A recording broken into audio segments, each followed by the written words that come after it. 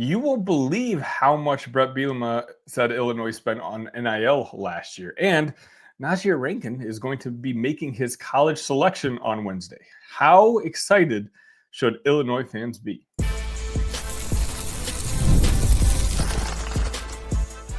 You are Locked On Illini, your daily podcast on the Illinois Fighting Illini. Part of the Locked On Podcast Network, your team every day.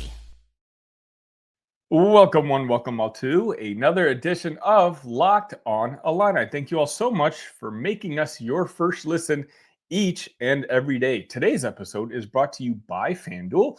Right now, the new customers can get $200 in bonus bets when your first $5 bet wins. My name is Sunny Verma, your host here at Locked On Illini, where I continue to provide you coverage daily. That's right, no days off here at Locked On Illini. You'll get Illini content each and every day for absolutely no cost. Everything here is free. The only thing I ask is if you can hit that like button and make sure you're subscribed to the channel. It really is my goal to hit 5,000 subs by the opening kickoff of the football season. Today, I wanted to talk about a radio interview that Bret Bielema did that not only should Illinois fans be paying attention to, but I think it would interest every single college football fan out there. So a couple days ago, Bret Bielema went on the SiriusXM Big Ten radio and gave, quite honestly, one of the most honest, unfiltered breakdowns of the current NIL landscape that I've ever heard from a Big Ten coach. He didn't name names. There was no whining going on. There was no excuse making happening. But what he said should open some eyes. Let's start with this.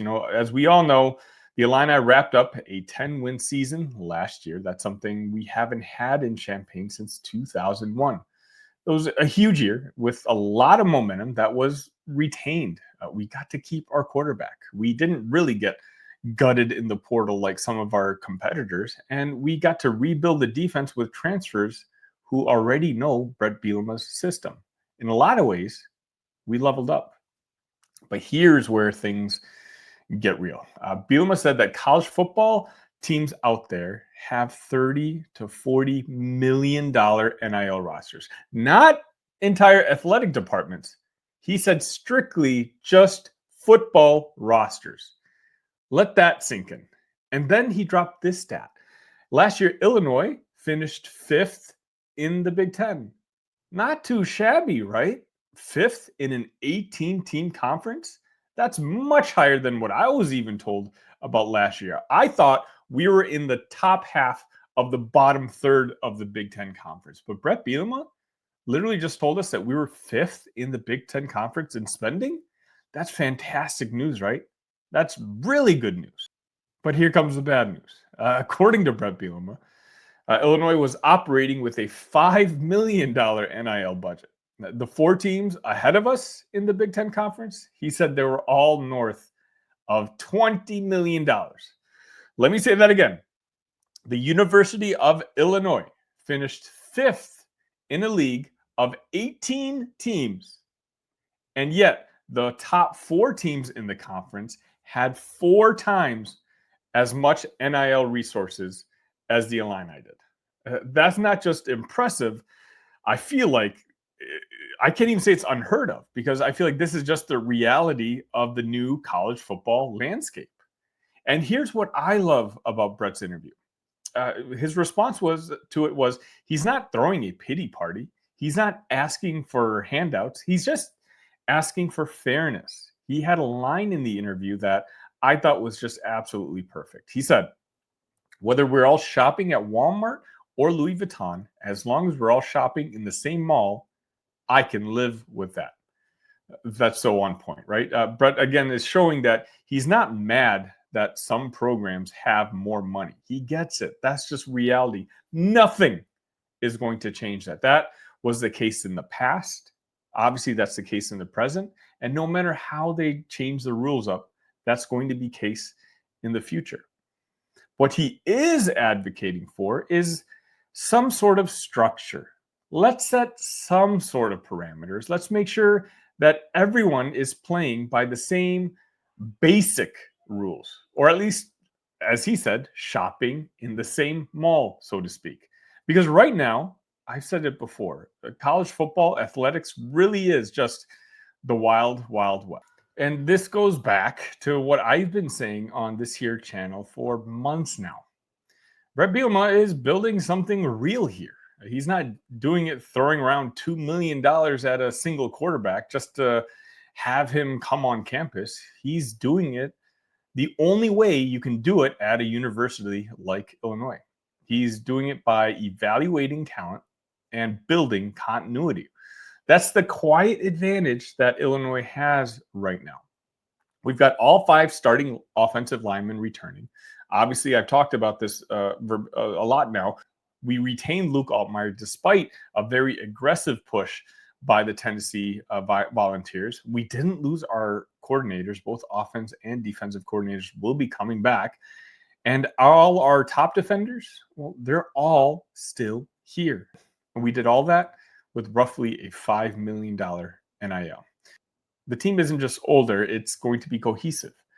It's a team that's already bought into what Bret Bielema is selling here at Illinois. And that's something that money can't just always buy. Now, is this sustainable in the long term? I don't think so. But of course, that is the big question, because let's be honest here.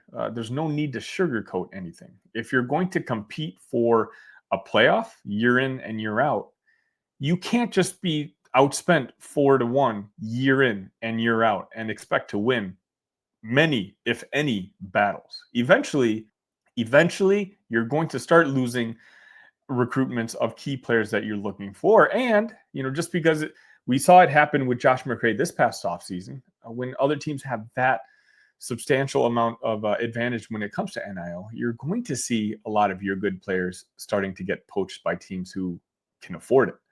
That's why I think what Bielema said matters. He's putting the spotlight on the system, not to complain, but to push for accountability, to make sure there's at least a chance for schools like Illinois to build something without being drowned out by the richest programs in the sport. And I'm going to be honest, I respect the heck out of that. He's not just coaching games. He's managing a locker room. He's managing a recruiting operation, a donor ecosystem, all while trying to position Illinois as a top 25 college football program. That's why these comments were so powerful. So that's my call to action. If you're an Illini fan watching this, now is the time to buy in. Support all the NIL collectives. Show up to games. Keep this momentum going, because the gap between 5 million and 40 million isn't going away anytime soon. But we've got the right guy at the helm.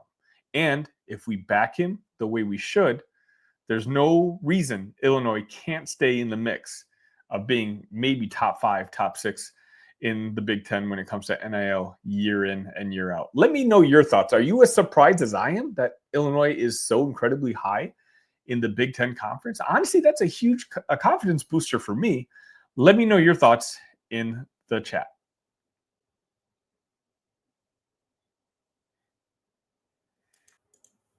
The NBA playoffs are in full swing, and every night delivers highlight-worthy performances, major momentum shifts, and can't-miss moments. Whether it's a game-winning shot or a breakout player, there's just never been a better time to get in on the action. FanDuel makes it easy to stay in the game before tip-off and live. With player props, performance trends, and same-game parlays, fans have more ways than ever to play smart and win big. I just checked. FanDuel still has the over-under for Illinois football at 7.5 wins. Look, I'm not going to lie. 7.5 absolutely seems a little low to me. I've seen this roster. I've seen the schedule. I think this team can win 9 games. If you agree with me, maybe that's something you want to take a look at. And again, there's no other place to do it other than FanDuel. If you're new to FanDuel, it's the perfect time to sign up. Head to FanDuel.com and place your first $5 bet. If it wins, you get $200 in bonus bets. Make every moment more with FanDuel, official sports betting partner of the NBA.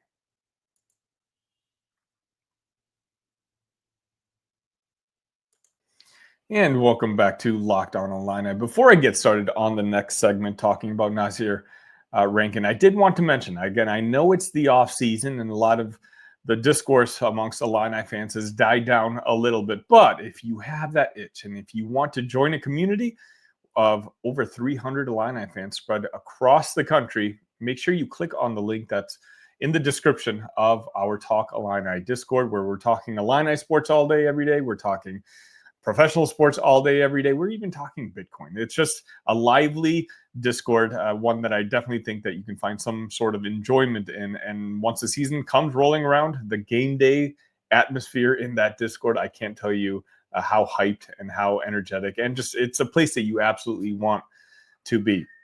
Now, the question is going to be on Wednesday, is the University of Illinois the place that Nasir Rankin wants to be? Now, I've been very upfront with you guys when it comes to the Nasir recruitment from the beginning. I've been very close to the recruitment from the start. I've got some contacts who are very heavily involved in this recruitment. And so that's why I've always shared a very quiet confidence when I talk about the whole recruiting process. You know, he was in Champaign about a little over a month ago, and a lot of people thought that maybe he could commit then. But you know, as I've given updates mainly in the Discord, but I've always tried to drop a tidbit here and there on the show. You know, Nasir's really been enjoying this whole wined and dined process. You know, he's one of those, him and his father and just his circle, they really do like the whole process. They've enjoyed the experience of being recruited by other universities. He's been recruited by Duke. I believe he's been recruited by Kansas State. I mean, and why not, right? According to 24/7, he's a top 100 recruit. The composite has him as a top 200 recruit. And 24/7 has him as the second best recruit in the entire state of Illinois. Nasir's a very talented kid. You know, obviously he can play both offense and defense, and he wants to play both. And speaking of playing both, he's also a basketball player. I don't think he would normally qualify as someone who Illinois would be recruiting on the basketball end. I would guess he's probably a 3-star-ish type recruit. But Brad Underwood has also offered Nasir a scholarship. Why? Because it's important to the Rankin circle, to the Rankin group. He really does want to at least try to have the experience of being both a football and a basketball player. And so there's not a lot of universities out there that were going to give him that opportunity, but there were some. There absolutely are other Big Ten teams who were also going to give him that opportunity. But I really do think that, you know, when Brad Underwood came in and said, hey, yeah, you can have a scholarship to play basketball as well, that really did put Illinois in really good shape in this recruitment. Again, I've been very honest about this one from the beginning. I felt very positive on it.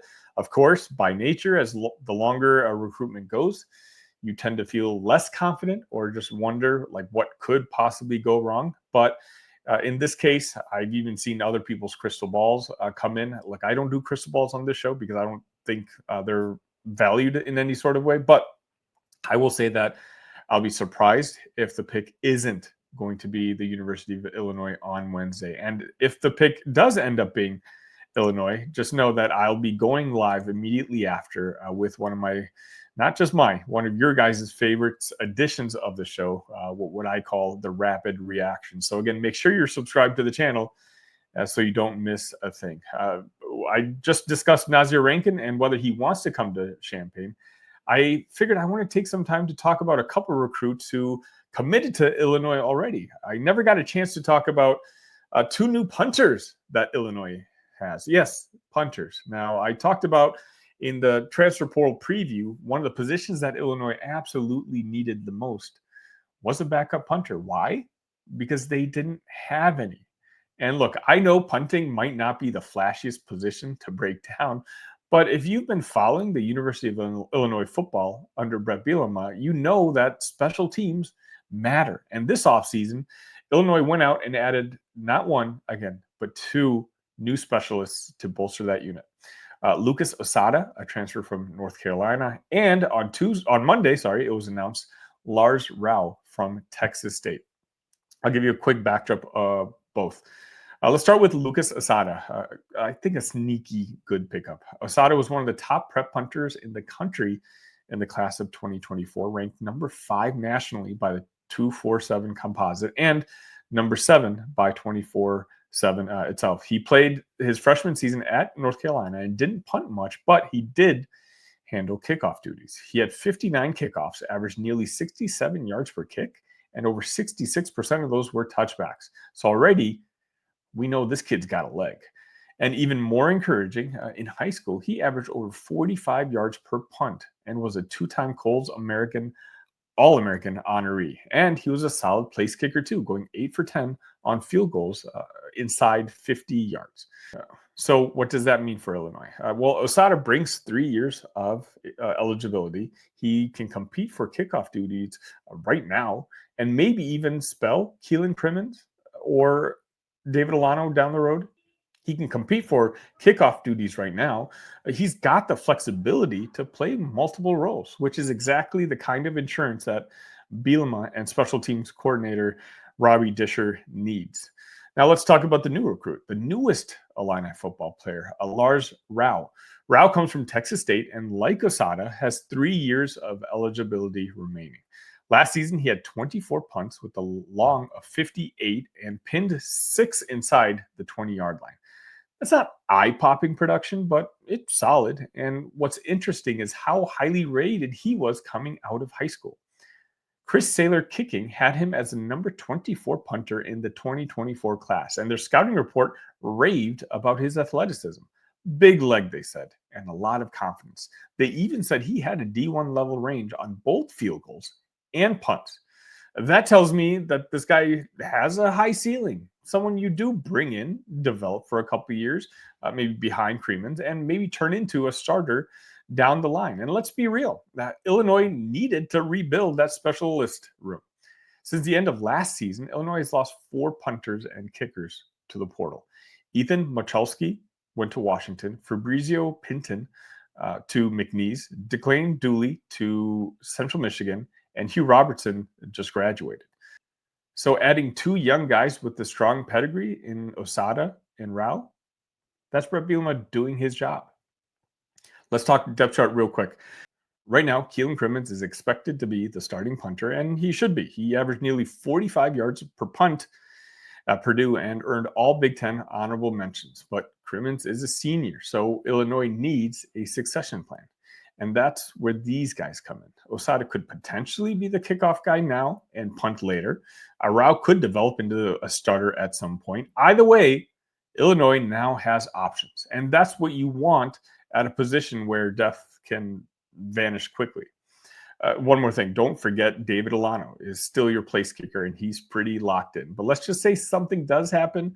Osada's got the experience to step in there too. Again, versatility. So final thoughts here. These aren't headline-grabbing moves, but if you're trying to win Big Ten football games, if you're serious about field position, about execution, and about having no weak spots, then you need reliable specialists. And I think Bret Bielema and especially Robbie Disher deserve credit here. They went out and grabbed 2 punters who could end up being key pieces to the program for years to come. Don't be surprised if one of these guys wins you a game someday with a 50-yard punt that flips the field, or maybe even a clutch kickoff that pins an opponent deep. These are the kind of the under-the-radar moves that build a foundation for sustained success.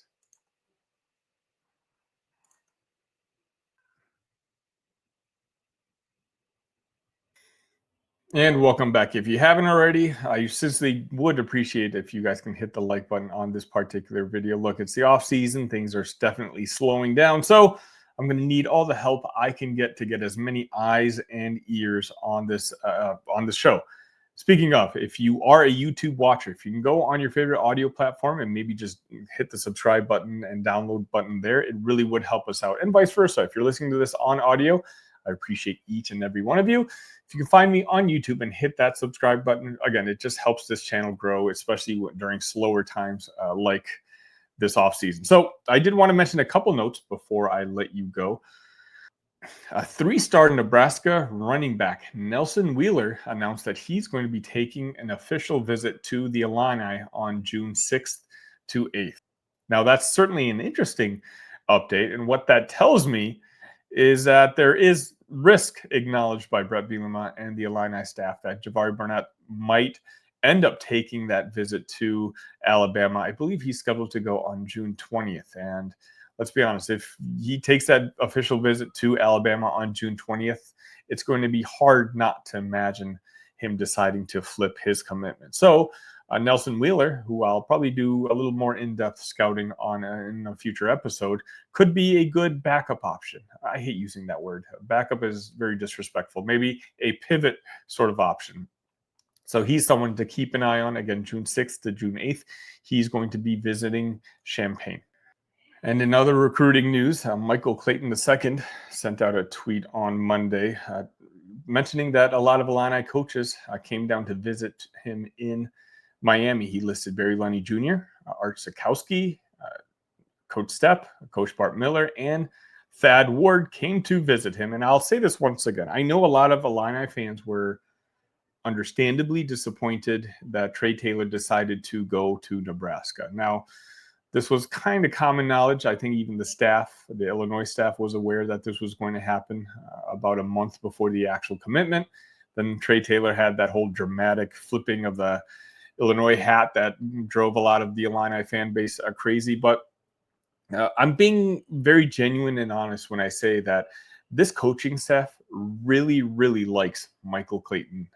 And I really do think that they view him maybe not quite equal to, but very close to equal to what they saw in Trey Taylor. So this is absolutely a kid that you want to keep an eye on. It's a kid that you want to make sure he comes to Champaign. And I genuinely do think that Michael is one of those guys down the pipeline that could ultimately be the starting quarterback at Illinois. He's a kid who, the more film I watch of him, the more I get excited about it. And again, I get more excited just knowing how much the coaching staff likes him. And so he's definitely a guy to keep an eye on. Another thing to keep an eye on June 20th, again, we're going to be having our first ever Locked On Illini group outing.